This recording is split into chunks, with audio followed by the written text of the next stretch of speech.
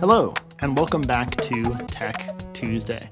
If you've been teaching for a long time, you know that there are some things that students are just innately going to struggle with or have wrong ideas about. I'm beginning to do some pre-reading activities for the Diary of Anne Frank, and I know that students are going to have a lot of questions about the Holocaust, about the cause of World War II, and even about Anne Frank herself. Some students don't know who Anne Frank is. Some have misconceptions about who she is, some think that she's not even a real person and that she's just a character in a story.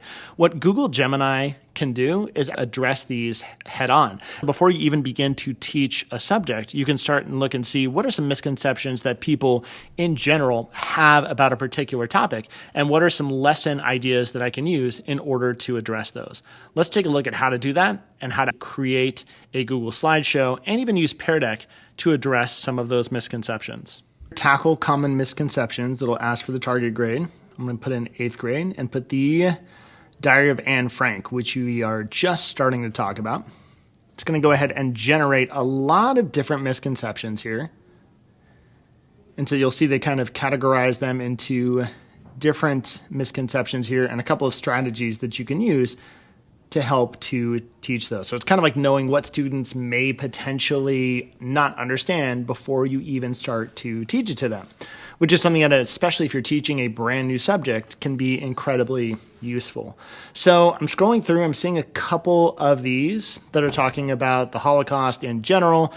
I'm going to go ahead though and pick one of these up top, which is kind of a history misconception as well, where students are unable to see Anne Frank as a real person. They see her as just a character, and that's maybe because they're having trouble talking about primary sources and the fact that we're looking at a dramatized version of an actual event. I'm going to say, hey, here's this misconception to ChatGPT. Can you create slides? And it'll say, yeah, this looks good. It'll give me a couple of different ideas. There's even images that I might be able to use. I can actually copy and paste these directly onto Google Slides.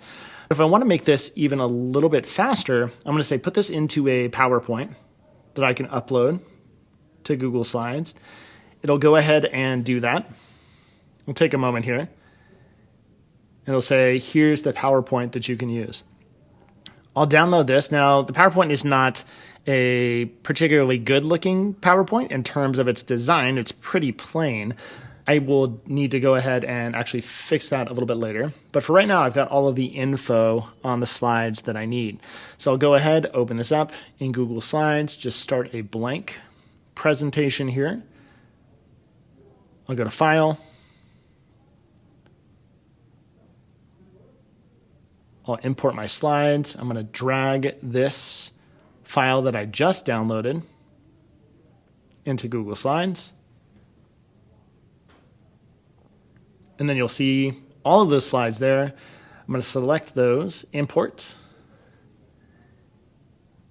And you'll see, again, design-wise, these aren't great. So I'd probably want to go back and change backgrounds, add details, add images, things like this. But it gives me just a good idea of how I can kind of address this and get out ahead of it before students start to get confused. If I want to turn this into a Pear Deck, it's really easy too.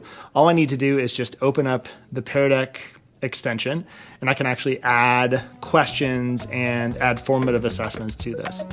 Thank you for watching this edition of Tech Tuesday. If you have any questions or would like me to cover something in the future, let me know.